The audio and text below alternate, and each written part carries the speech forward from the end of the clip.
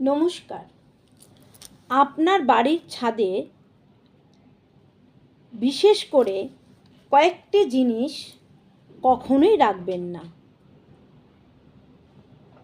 কোনো মতেই আপনার বাড়ির ছাদে এই জিনিসগুলো রাখলে আপনার জীবনের হঠাৎ করে বাধাবিঘ্ন, অর্থনৈতিক কষ্ট এবং বাড়ির মেম্বার্সদের দীর্ঘদিন ধরে রোগেতে ভোগার জন্য এই ছাদের যে জায়গাগুলোতে আপনারা অনেক সময় এই জিনিসগুলো রেখে থাকেন। আপনারা একটু লক্ষ্য করে দেখবেন যে আপনাদের মধ্যে যাদের হঠাৎ করে অর্থনৈতিকভাবে ধার দেনা এবং বিভিন্ন রকমভাবে সর্বক্ষেত্রে কষ্ট, অনেক সময় আপনাদের বাড়িতে মেয়ের বিয়ে হচ্ছে না, ছেলের চাকরি হচ্ছে না, এই সমস্ত আপনারা একটু খুঁটিয়ে দেখুন।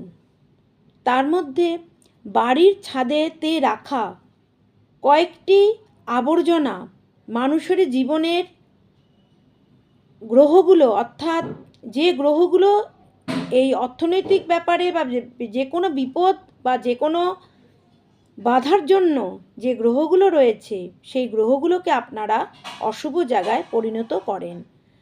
তো জেনে নিন আপনারা বাড়ির ছাদে কোন কোন জিনিস রাখলে আপনাদের এই ধরনের কোনো বাধা আসছে। আপনারা বাড়ির ছাদে কখনোই পুরনো বইপত্র, পেপারস কখনো এক জায়গায় জড়ো করে রাখবেন না। বাড়ির ছাদেতে কখনোই ঝাড়ু, পুরনো ঝাড়ু, এই সমস্ত জিনিস রাখবেন না।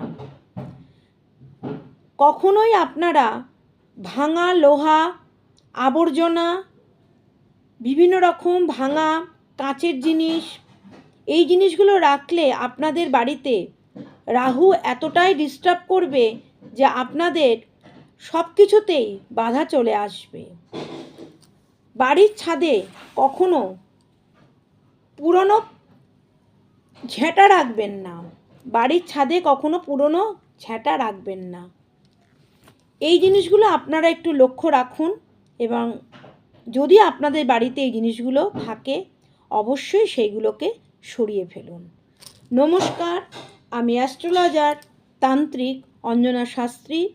আপনাদের যে কথাগুলো আমি জানালাম সেগুলো আপনারা একটু লক্ষ্য রাখবেন এবং এটা আগেকার দিনে মানুষরা এবং সমস্ত পুঁথি, যে পুঁথিগুলো থেকে আমরা তান্ত্রিক পুজো পাঠ এবং বিভিন্ন রকমের বাধা বিঘ্নের গ্রহরা রয়েছে সেই সমস্ত জিনিসকে আমরা গবেষণার মাধ্যমে এগুলো আমরা দেখেছি এবং যারা এই সমস্ত ছাদের মধ্যে ময়লা আবর্জনা রাখছে তারা অবশ্যই আপনারা একটু সতর্ক হবেন।